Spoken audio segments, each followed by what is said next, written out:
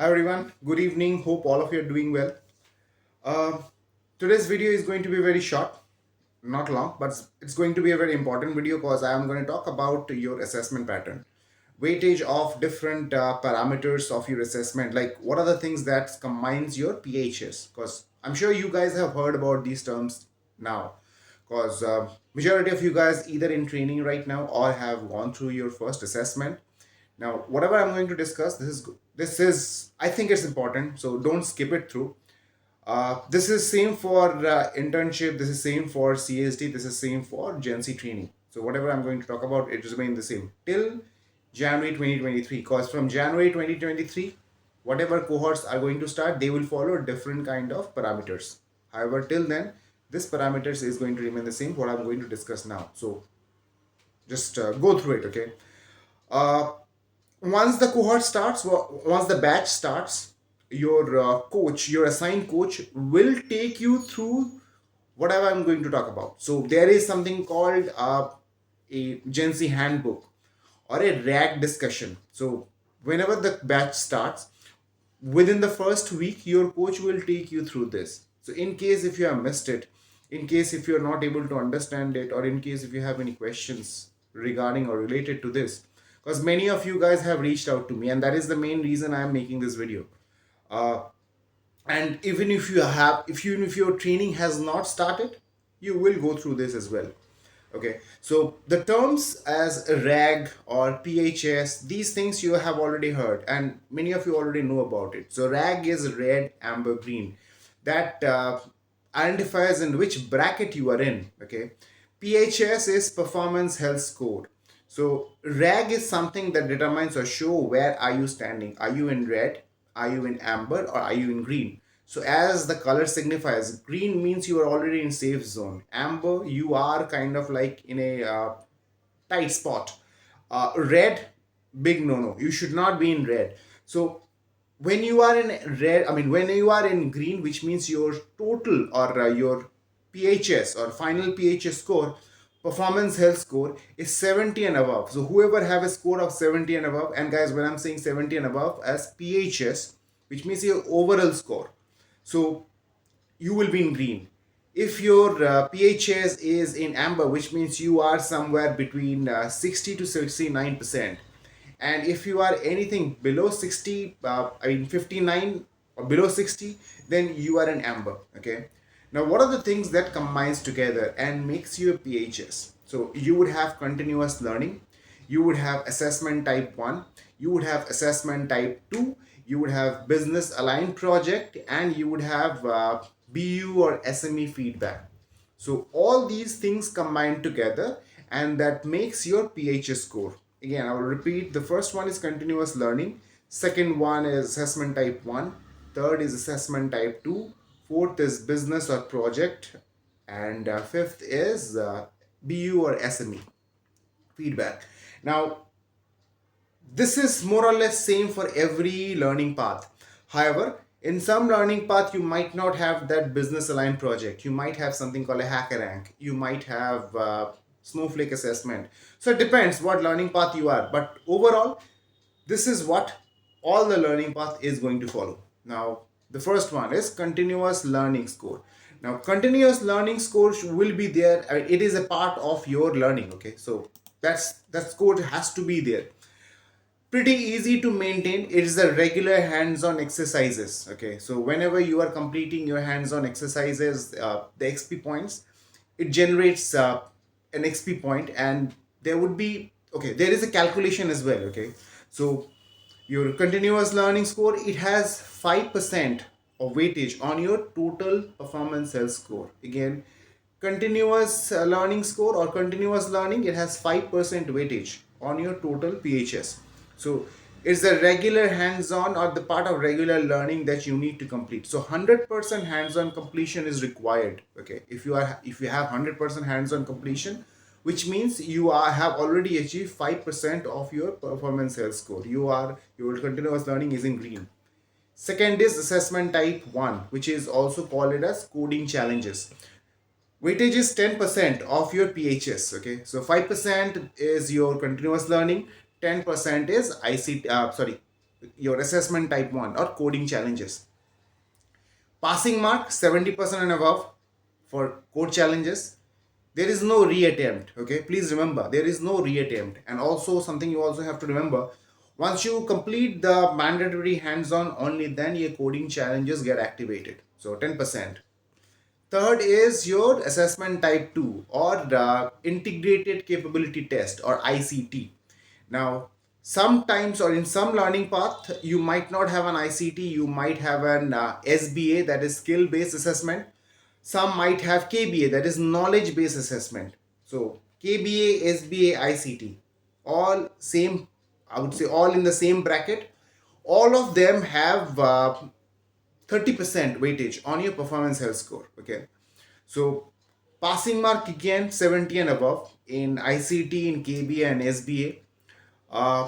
You have a reattempt in ICT. So few of you guys actually asked me that scored 69, 68, 58, whatever you have scored. Anything below 70 means you have failed in that assessment. However, in case of ICT, you have a reattempt. Your ICT will be enabled after 5 business days. Okay, so after first attempt, you will get 5 more business days. You work on your knowledge and make sure you are ready for the next ICT and pass it through. Second attempt only available for ICT. CCs, there is no second attempt. Remember, mandatory numbers of hands-on to be completed to enable your CC. CC completion is required to enable your ICT. Okay, so all are correlated. Now comes the business aligned project. Okay, so in some learning path, you would have all of your learning path, all of your learning track have a mentor or an SME assigned. So your mentor or an SME will go ahead and provide you different problem statement, and they will ask you and go ahead and ask you to create projects based on that. That has a 40% weightage on your performance health score. So 40% weightage on the business project, 30% ICTs, KBA, SBA, 10% on your CCs, and 5% on your continuous learning. That is the hands-on.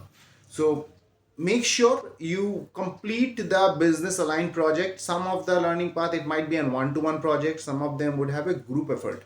So make sure you are doing well in that, because this project, whatever you are going to create, it would be evaluated by your SME or your mentor.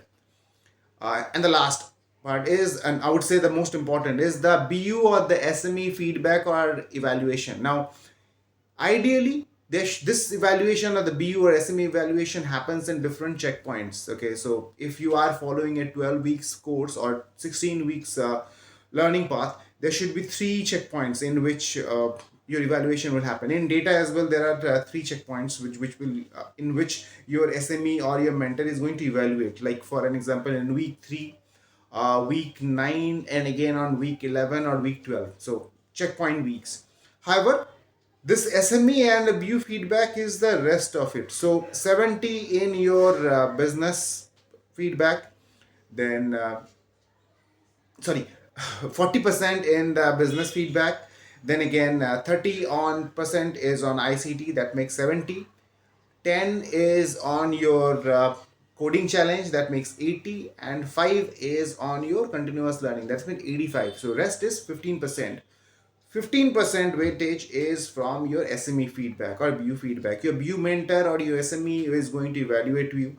They might go ahead and do just a one-to-one interview, or they might go ahead and do a group discussion. They will try to gauge you on your technical knowledge. They will try to gauge you on your communication as well.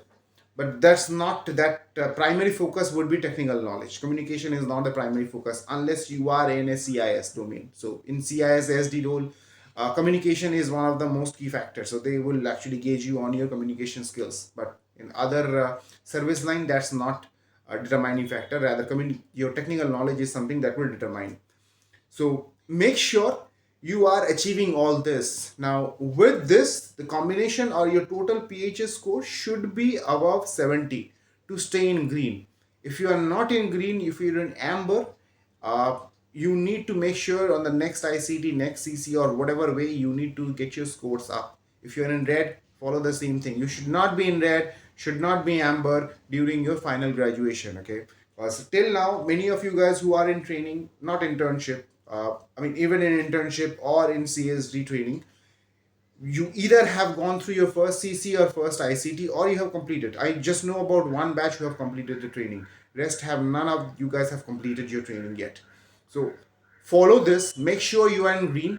Now, question is, what happens if you are not in green? So, guys, if you are not in green, then you would be moved out. Okay, so there is no second chance.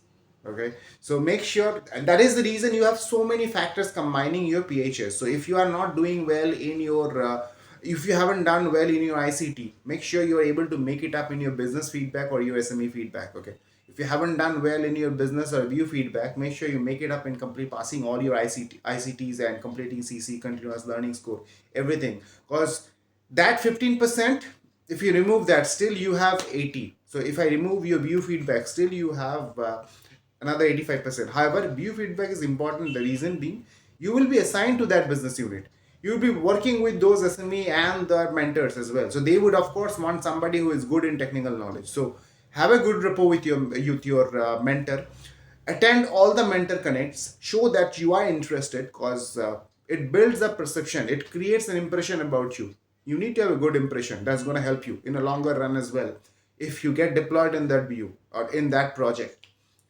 So all these things are required, guys. You need to focus on all these things so that your PHS is in 70 and above. As I said, if you are in amber or in red in your final PHS, you will be moved or you will be sent to consequence management. If there is no alternate service line, okay, so you will be moved out. So remember, think about it, give your best shot and do well. um, I think that's about it. So as I said, going to be a short video, but it's almost 12 minutes. So if you have skipped through, it's up to you. But I hope you understood the concept. You understood that you need to be in green. Okay. Okay. I forgot to add in one more point. This is not applicable for CSD folks. However, this is applicable for, this is applicable for CSD and interns both. Okay.